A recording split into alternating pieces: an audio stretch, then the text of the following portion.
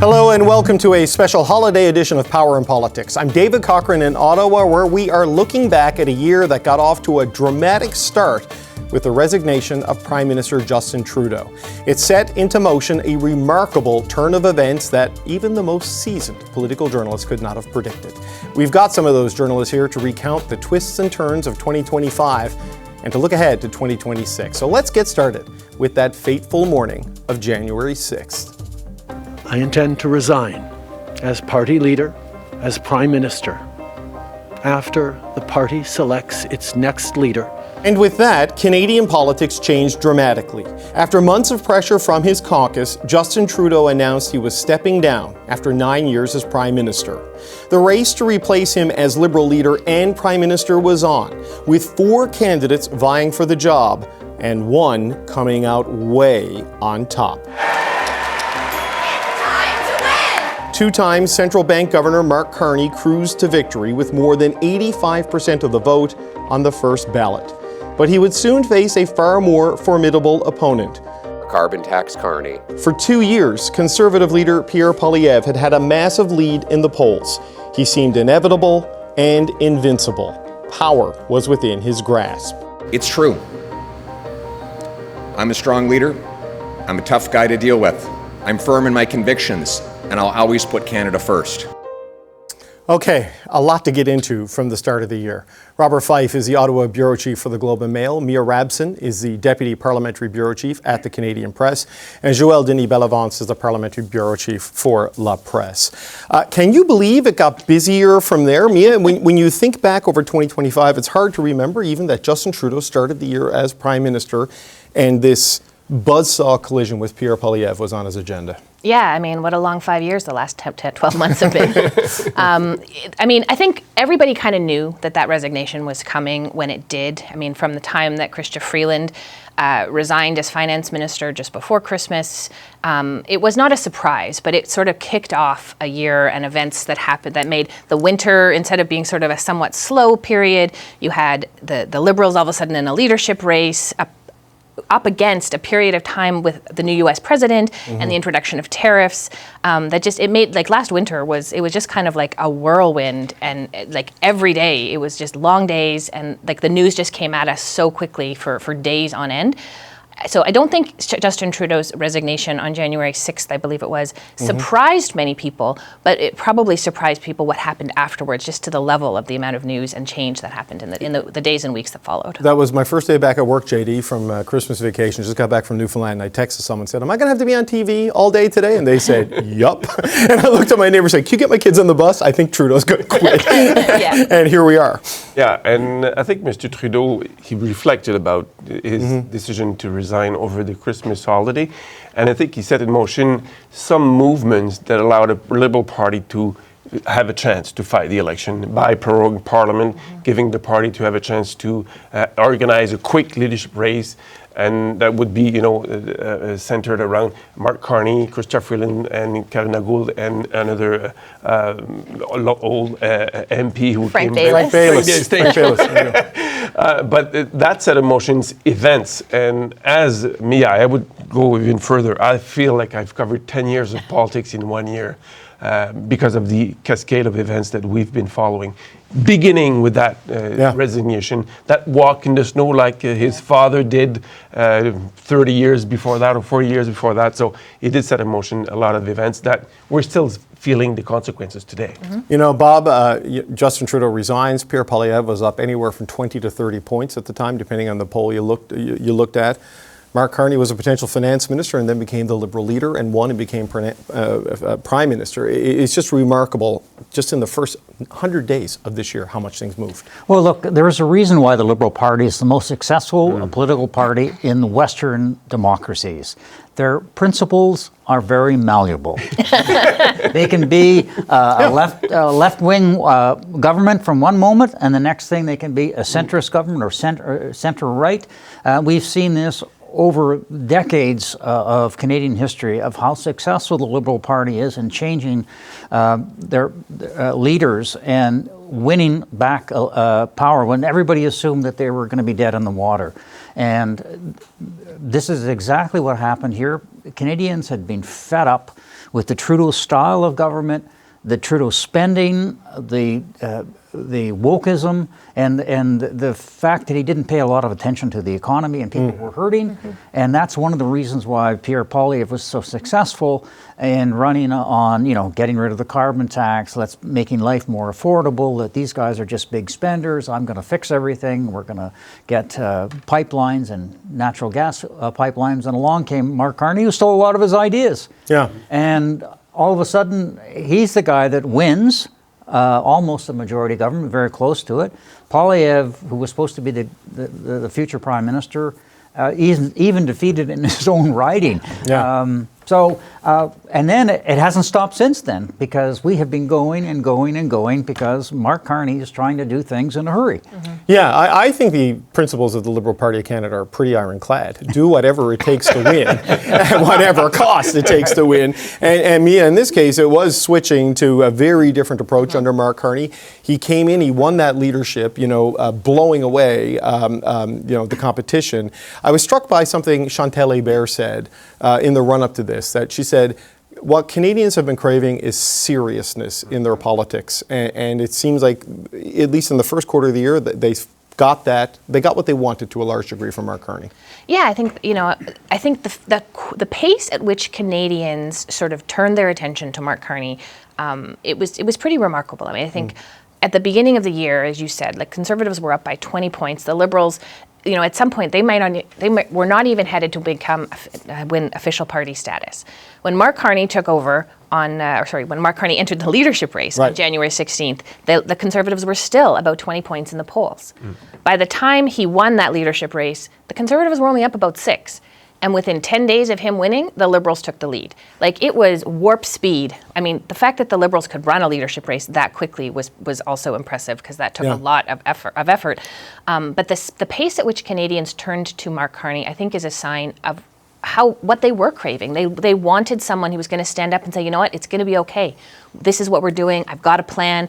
And someone who'd actually managed crises before, they sort of could put their faith in him. So clearly Canadians were liking what they were seeing with him, and turned quite quickly away from Pierre Poilievre and from the NDP as well. JD, last time I saw anyone blow a 25-point lead like that, the Atlanta Falcons went into halftime up 28-3 in the Super Bowl, and they left Tom Brady with too much time. And it was kind of that kind of an erasure of a polling gap. Yeah, and that just shows that, Canadians were looking for a serious option, as Mia mentioned, and Mr.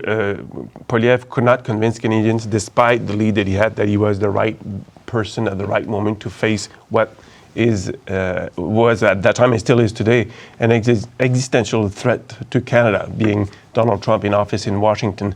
And so, and I think this is still on Canadian minds. How do we deal with Donald Trump? Because, negotiations with the United States have gone nowhere this year, trying to eliminate the tariffs that were imposed on sectors like aluminum and steel and lumber and auto sector. So we're still dealing with that kind of mindset.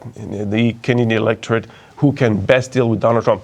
Yes, Mr. Carney promised to, during election, to get a deal quickly, and that's how he convinced Canadians. But I think if you consult Canadians as to who would be best to deal with Donald Trump, I think the answer would be the same. Yeah. Go ahead. I was going to say, the other thing that Mr. Carney did right away was end that 51st state rhetoric, which was really bothering Canadians last winter. It caused this, which still to this day lingers, this sort of bi-Canadian, pro-Canadian nationalism. Sort of within his first week or two of office, I think it was just after the election started, he had a call with Donald Trump, and he said, I'll talk to you, we'll have a deal, but you got to stop it with the 51st state stuff. And for the most part, it did stop. And I think that also was something Canadians wanted, and they saw it happen, and they liked it. Bob, we're going to talk about the election in the next segment, but the context of the U.S. relationship is different than the beginning of the year. Well, look, Donald Trump clearly had huge impact in the election outcome. But think about Pierre Poilievre. During that period of time, up until about the last couple of weeks of the election campaign, he was still using Trumpite words, carbon tax Carney. You know how Trump likes to nickname people? Yeah. And so you had him still doing a lot of those Trumpite, little Trumpite carbon tax and tactics that Canadians did not like, because this is Donald Trump over here and he's trying to wreck our Canadian economy. And then people started to stack up, okay, who's this guy, Mark Carney? Bank of Canada governor, Bank of England governor, first non-foreigner ever to be the Bank of England governor, and he's a Canadian. Chairman of a $1 trillion corporation, Brookfield Assets. And then you go to, let's see, okay, Pierre Poilievre, all of his life in politics, never held a job other than in politics. Very good at snappy partisan comments in the House of Commons, but not taken seriously. And you saw that in the polls where all of a sudden the women vote just vanished. And seniors, which tend to vote more conservative, they went over to Mr. Carney because they were worried about their pensions and their, lifestyle because of what was happening south of the border. And, the problem that Mr. Poilievre has, he couldn't stack up to Mr. Carney. Okay, well, that is a good setup for our next segment, because we're going to talk about the election, because he had a busy start to that year, but it only got busier after Mark Carney won the leadership. We had a federal election and then a trade war with Canada's closest ally. We're going to dig into that with the Reporter Roundtable after the break. Canadians went to the polls on April 28th in an election that revolved around U.S. President Donald Trump and the threat he posed to Canadian sovereignty and the economy. President Trump wants to break us. The Americans will have lost the greatest trading partner and friend they ever had. Together, all of us denounce the illegal attacks on our country. Party leaders crisscrossed the country over a 36-day campaign, with a high-stakes face-to-face in Montreal for the leaders' debates.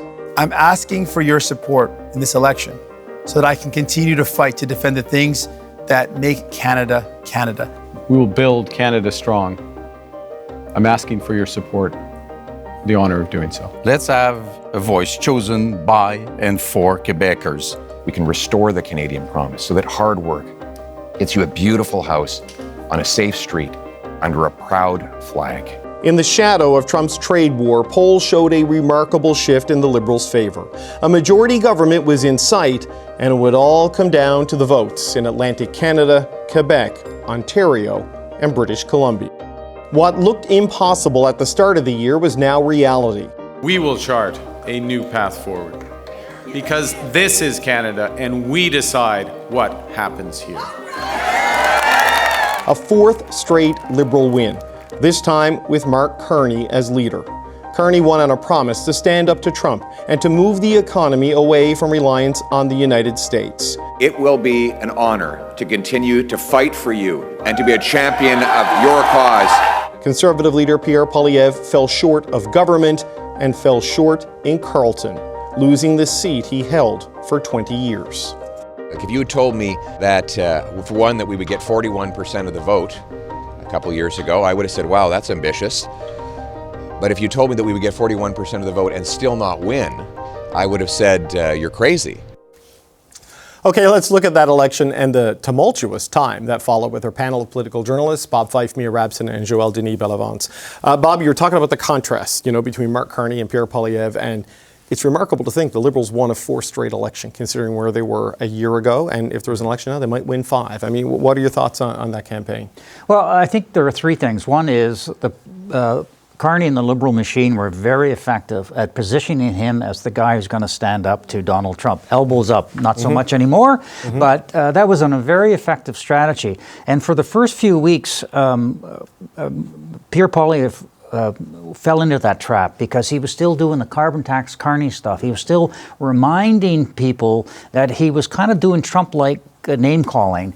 And the Liberals were very effective for the first few weeks of the campaign of portraying him like this is the little Donald Trump here. Yeah. And you could start to see those numbers eroding after that. And then secondly, the Liberals as we talked about earlier, are successful at stealing other people's ideas, and they stole a lot of Mr. Poilievre's ideas, from getting rid of the carbon tax to cutting taxes, all of these, and promising to make Canada into a superpower on energy, a different approach than Mr. Poilievre. All of these things were successful, and then I think they were successful in going after segments of the voting public that had given up on the Liberals. Yeah.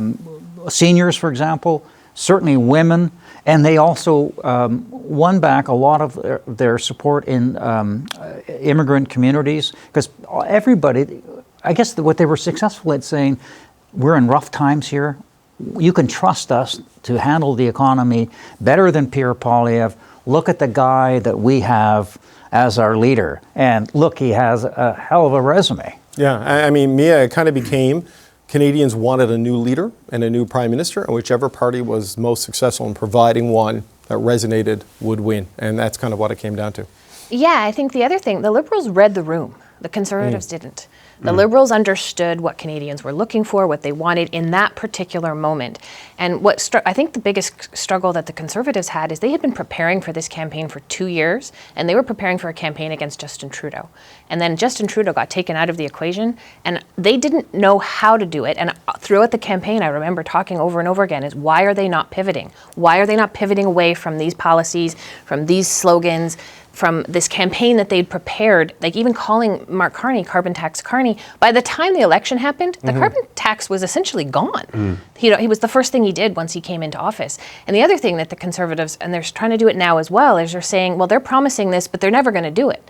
So, don't believe them. But he actually did. He said he would get rid of the carbon price. He did it. And so Canadians were seeing in him what they wanted, and the Liberals were reading the mind of the public much better than the Conservatives were at the time. Yeah, tonally and tactically, JD, it was a little bit too much like Trump. I'm not saying they're the same person, have the same values, but the tone and the tactic at times was too much like it for the Conservative leader, and that's what the Liberals really zeroed in on, right? Yeah, and also I think the Liberals appeal to Canadian nationalism. I'll give you an example. In French, M. Carney kept saying "Maître chez nous," and that resonated a lot in Quebec. In fact, the Liberal Party won 44 seats from somebody whose French was questioned at first. He managed to seduce Quebecers by appealing to Quebec nationalists. He appealed the same way to the rest of Canada, Canadian nationalism, and that was the election about what kind of relationship we want with the United States. Do we want to get away from the United States?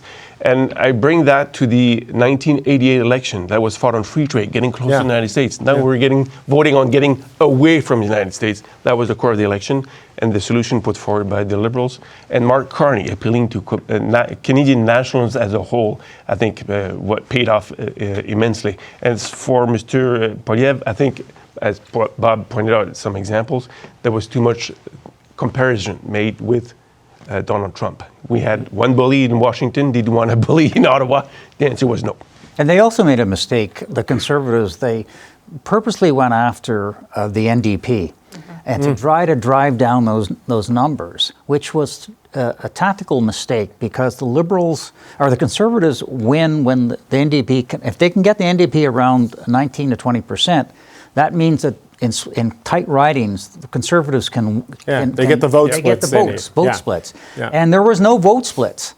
And that really hurt them. I mean, potentially we could have been in a much closer minority government had the NDP been stronger, and the Conservatives had benefited from vote splitting. And the NDP will talk about that and tell you that all of the time. They say on the doorstep, people kept saying to them, I want to vote for you, I like you, I just can't, I need to stop Poilievre, I can't do this. And so the Conservatives' attacks on the NDP, plus sort of concerns about the Conservatives. I mean, the NDP ended up with 7 seats. They don't have official party status. It changed everything dramatically. Same phenomena happened in Quebec. People on the doorstep, the Bloc Québécois candidates, were told, I like you, but I want to vote for Mr. Carney because it's necessary right now to save the country. So that's how and why the Bloc Québécois lost so many seats. Yeah. They were expecting, as the Conservative, to win big against the Liberal Party in Quebec, but that did not happen. and quite the opposite. And it's fascinating, so remarkable, that the Quebec, the Liberal Party could also increase its support that way in Quebec. It was jarring to see the clips and images of Jagmeet Singh there, right? Like that seems like 5 years. Yeah. But like, who that guy? Such a low profile since losing, as the NDP tries to rebuild on these things. But Bob, Mia said it right off the top about the inability to adapt the campaign by the Conservatives. Like, never mind the Trump comparison, they were prepared to take down Justin Trudeau on the carbon tax, and they were too successful, right? And like Pierre Poilievre was like the knight who killed the dragon too early in the story, and by the final chapter, they moved on to a new hero. Well, in fact, Corey Tenike, who is the Ontario campaign manager for Doug Ford, won 3 governments for Mr. Ford, kept going out there and telling publicly, what are you doing, Pierre? This is a crazy strategy. It's not going to appeal in Ontario, and which it didn't. And the other factor, too, which boggles the mind. Here's a guy who wants to be prime minister. He alienates the premier of Ontario, who is everybody likes. It's the biggest province, the biggest number of votes. He alienates them, will not talk to the guy after he became leader for 2 years, and then tried to make up to him in the middle of the campaign when it was far too late. Same story with Tim Houston in Nova Scotia. Premier, the same way. The way he treated Jean Charest, who could have helped them immensely in Quebec. When he ran for the leadership, they made him out as if he was some kind of a liberal. Well, a liberal, but he had the leprosy, the way they treated him. And needless to say, he didn't campaign for them. Yeah. So all of these kind of really bad strategic and tactical mistakes that people were shaking their heads during the campaign. Why are you alienating Doug Ford? But it's remarkable to lose the election, Mia, with that enormous lead at the beginning of the year, but then also lose a seat you've held for 2 decades. It was just a stunning double defeat at the end of it. It was, and I remember on election night when those results first started to come in Carleton and Bruce Fanjoy was in the lead, and we're like, 2 polls reporting, the Liberals are going to win, and we were sort of like joking about it. There had been chatter about it leading into it that he might lose. But I was still pretty stunned that it happened, and by how much he lost as well. Thousands of votes. It wasn't even close in the end. And I think it was a repudiation of him as the leader from his own constituents. They clearly were saying, we want to go a different direction. But I think it was really a symbol of everything that went wrong in that campaign. The Conservatives obviously have to own it as a party, but that campaign was Pierre Poilievre's campaign. And it was a campaign that you can run when you're 20 points ahead. It's a campaign that you can run when you are a sure thing. But the fact that they were not able to change from that, and the fact that even his own constituents who have voted for him for 20 plus years didn't want him anymore, it's just a sign that he himself needed to sort of adjust and change. And to be honest, we haven't really seen that from him. Quick last word from you. Yeah, one of the flaws of the campaign for the Conservative Party was to show Mr. Poilievre only. We didn't know who his team was, who could be the finance minister, who could be part of a future Poilievre government. And that's part of the, I think, equation. When people go to the votes, they're voting for a prime minister, but they want to know who's going to be in charge of the federal purse, for example, or who's going to be responsible for our relationship with the rest of the world. So that was, I think, a major flaw of that campaign. Yeah, there's a strategic lesson too. At the height of your power, consolidate your gains. Don't settle scores, because that'll come back to hurt you. Okay, Canadians elected Prime Minister Mark Carney with a strong mandate to stand up to U.S. President Donald Trump's threats on trade and Canadian sovereignty. The Reporter Roundtable will look back on the roller coaster of trade talks that followed Mark Carney's election. That's next. Welcome back to a special holiday edition of Power and Politics. 1 week after his election victory, Mark Carney was at the White House. I want to congratulate him. It was probably one of the greatest comebacks in the history of politics. And I think Canada chose a very talented person, a very good person. And with that, trade talks were officially underway. Is there anything he could say to you in the course of your meetings with him today that would get you to lift tariffs on Canada? No. It was a long and tough summer of trade negotiations with the U.S. I have a tariff concept. Mark has a different concept. In June, less than a month after the Prime Minister Mark Carney met with President Donald Trump at the White House, Trump doubled tariffs on steel and aluminum to 50%. We have all the cards. We have every single one. Economically, we have such power over Canada. Later that month, Carney dropped the digital services tax in a bid to salvage trade talks. In August, Trump raised tariffs on non-CUSMA goods from 25% to 35%. A few weeks later, Canada lifted nearly all of its retaliatory tariffs on the U.S. What we're doing, again, is matching what the U.S. is doing. That's fair. Part of the reason why we don't have a deal is that deal is not yet on the table. As hope faded of a trade deal, Carney got to work on his promise to transform the economy. Canada's government is focused on what we can control. Delivering on some of his promises, like an income tax cut and the removal of federal internal trade barriers.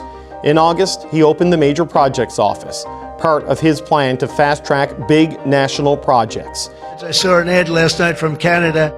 And then, suddenly, trade talks with the U.S. completely fell apart, apparently because of an Ontario ad campaign that featured Ronald Reagan.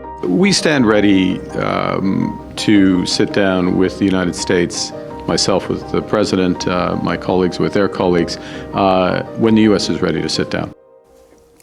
So it's been a year. Let's get into that tricky Canada-U.S. relationship and months of tough negotiations. We've got Robert Fife, Mia Rabson, and Joël Denis Bellevance. And JD, you look at that, it's like, oh yeah, that happened, and then that happened, and then that happened. There are still more than 1,100 days left in the Trump presidency. There's a whole lot more of, oh yeah, that happened to come. Yeah, and that's going to dominate the life of the parliament that we have until the next federal election. What kind of relationship will we have with the United States? Because next year, as we know, the Kuzma review will begin in July. And so it's going to be a hot topic for the remainder of Mr. Carney's government because, as you mentioned, Mr. Trump still has 3 years and counting onto his mandate. And we've seen, though, the strategy of Mr. Carney evolve over the last few months, from getting closer to the guy, trying to use flattery to obtain maybe economic advantage, to, at the end of November, I would say, sort of indifference. You remember the "who cares" statement? I think that was felt from the heart from Mr. Carney, because he knows that trying to negotiate something with Mr. Trump is as illusory as trying to get Jell-O to stick on the wall. Very difficult. Yeah, and you don't want to look desperate, Mia. You want to look strong, but you got to calibrate it so that you don't antagonize.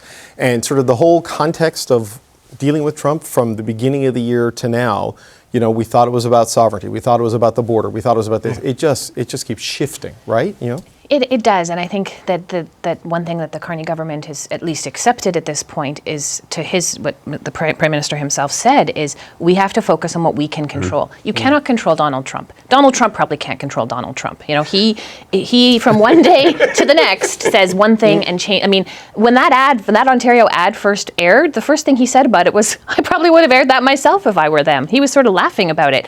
2 or 3 days later, all of a sudden, then everything is the worst because of this ad, and how dare Canada should have done this.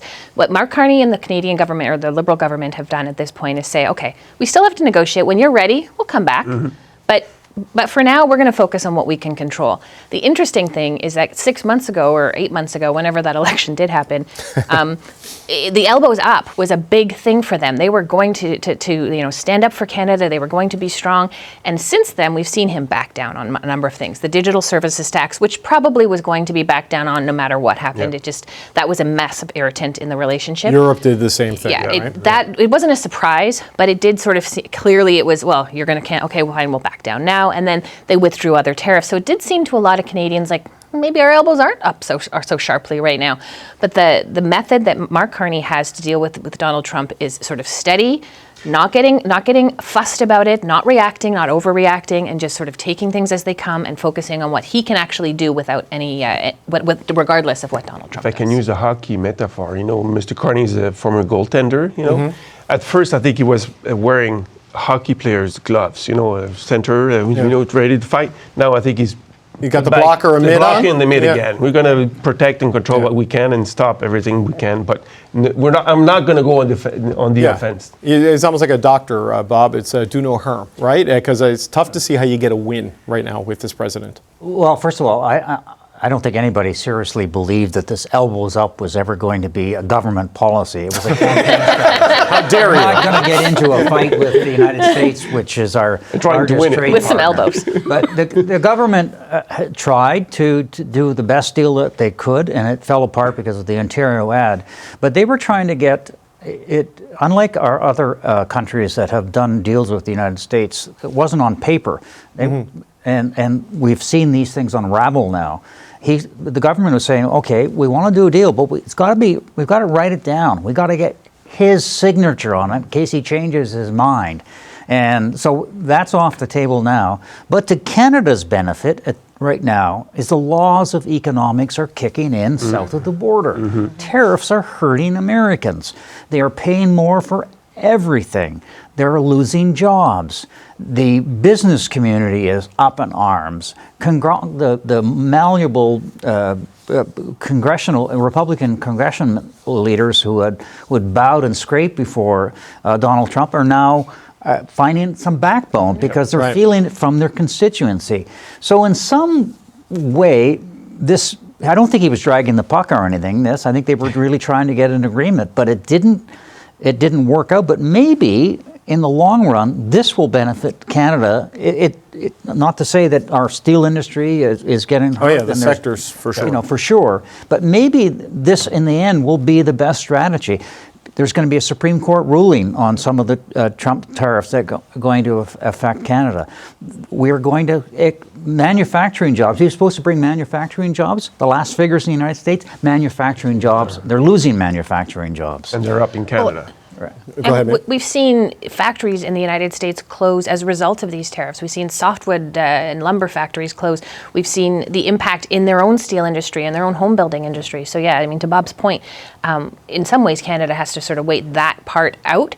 And the Carney government didn't want to rush in to get a deal. They've said several times the deals that the United States signed with some of the other countries, they got a deal, but it wasn't a deal Canada wanted, and so Canada wasn't going to rush into it. Well, they weren't even really deals, JD, right? They were kind of like term sheets where they agreed to like amorphous direct foreign investment targets into the U.S. economy. They agreed to a baseline tariff. And the big difference between any of those countries and Canada is we have a trade deal. Yeah. Like we have CUSMA, we have USMCA, whatever you want to call it, NAFTA 2.0. So there was a deal in existence, and you're not going to just voluntarily take a massive tariff. Exactly, and those deals with the other countries sounded more like a wish list to Santa Claus than anything else, you know.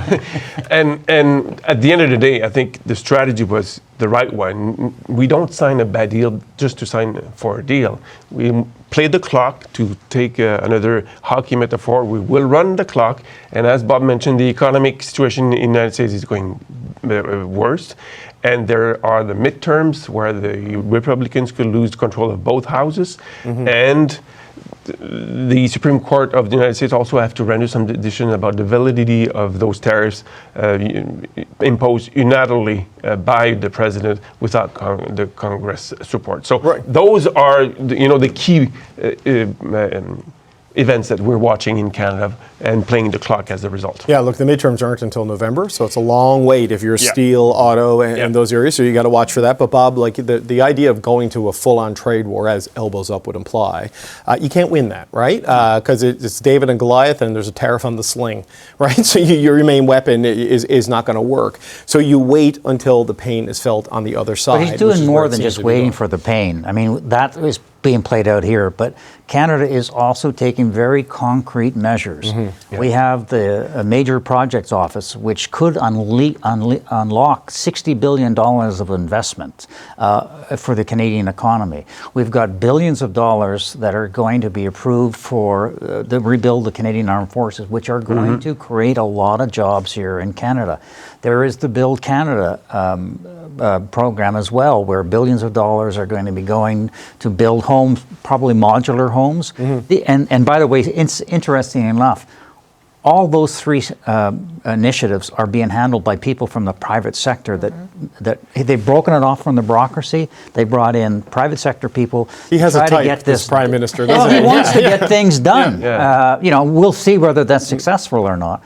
The problem he has is that these things take time, and he's got a long-term vision, and there's nobody really disagreeing with what he's trying to accomplish, except that can you get there fast enough?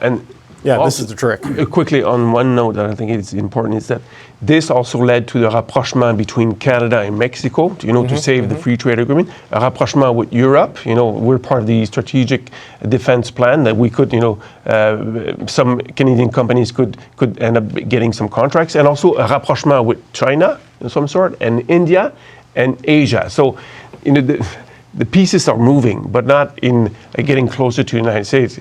Quite the opposite, getting closer to other allies who share most of the time our values, but also want to benefit from a closer economic relationship. And the benefit of that isn't just that we could have an economic relationship with them. The benefit to that is it's also signaling to the Americans that we don't necessarily need them as much as they think that we need them. And that's something that Donald Trump has been counting on in all of these negotiations. You've heard him say it. We have power over Canada. The more we find new customers or new partners or new dance partners, the less reliant we are in the U.S., the less that power actually exists. Well, it's also just diversifying your retirement portfolio, right? You can't just buy one stock and hope to ride it out. And it's almost like, Bob, as the last point, like Keynesianism in a way, like Canada's economic NATO target plan, right? To juice the economy and drive industrial policy. It's a key part of the recovery and the long-term industrial policy of the government. Yeah, look, if he's successful in doing this, we'll have a much stronger economy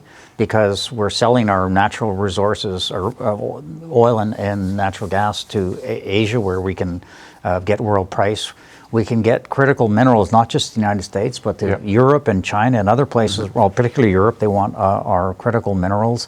That can generate a lot of jobs, but let's not forget the fact that geography, you can't change geography. Most of our trade is still going to be going to the United States because it's just across the border to ship it. It's not getting in a container and going to, Brussels or someplace like that, or to Japan.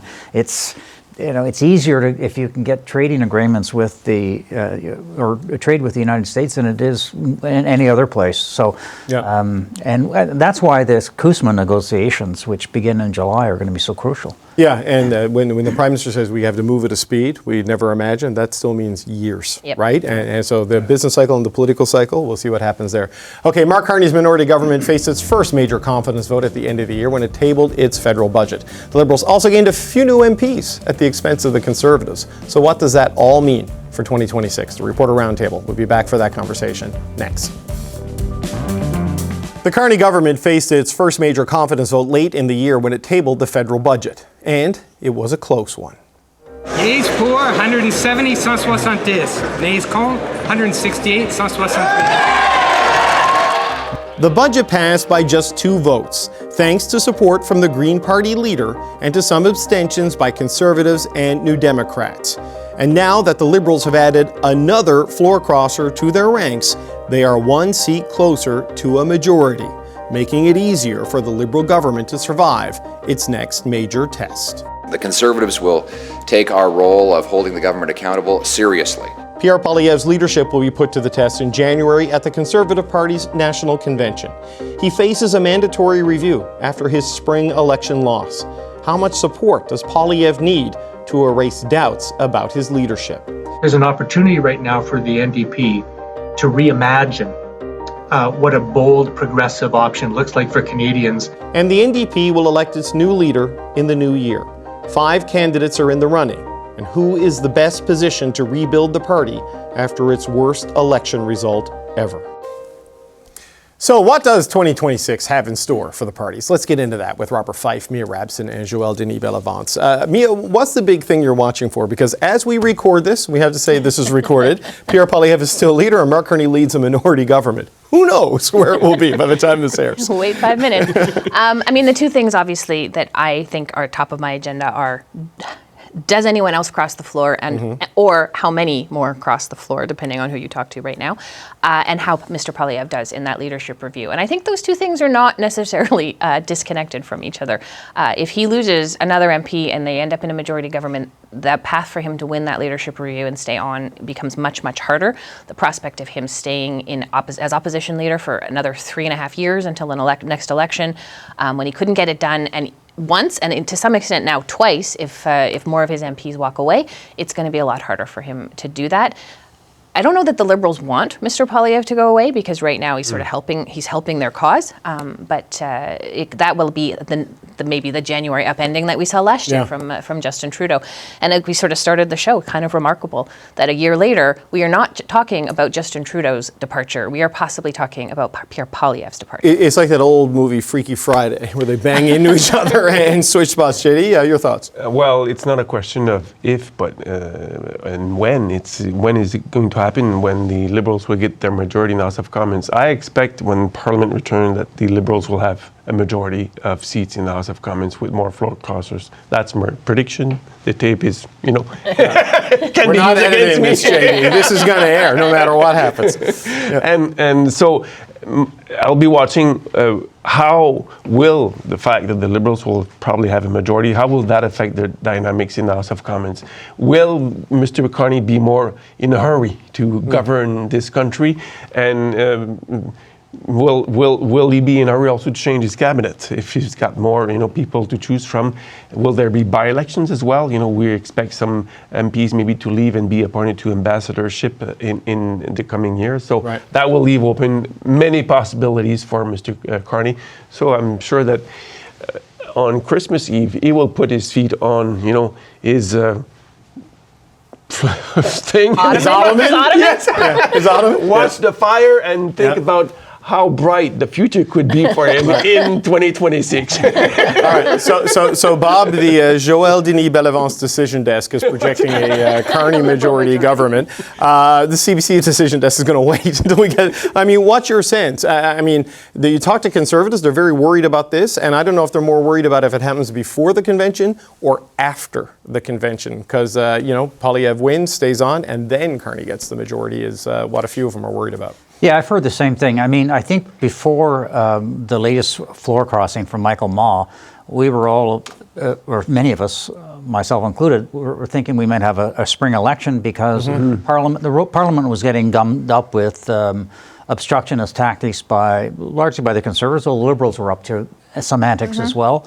If you're in a hurry like Mark Carney and you want to get things done and you can't get stuff through the House of Commons, you want to go to the people and get that majority government. Now it looks like, to JD's point, that they may get several Liberal MPs or Conservative MPs to cross the floor. It might be easier for them to do so now because they're going to have a majority government. They have time, to make up to their constituents for portraying them by crossing the floor to the Liberals. So I think that's a possibility. I think Mr. Poilievre has to get 80%. If he doesn't get 80%, I think he'll be in trouble. Joe Clark was 66, 67%. But that's a different time. This is a guy who blew an election campaign, lost his seat. If he doesn't get a strong support from the rank and file Conservatives at 80%, I think he's going to be in trouble. You're going to see a lot of friction within caucus. You're going to see people speaking out on them. We've all been through political parties when the leader is not performing and people begin to question him. It's a slow bleeding of the carcass until they're drained of all the blood and moved out. And so I think 2026 is what happens with the Conservatives.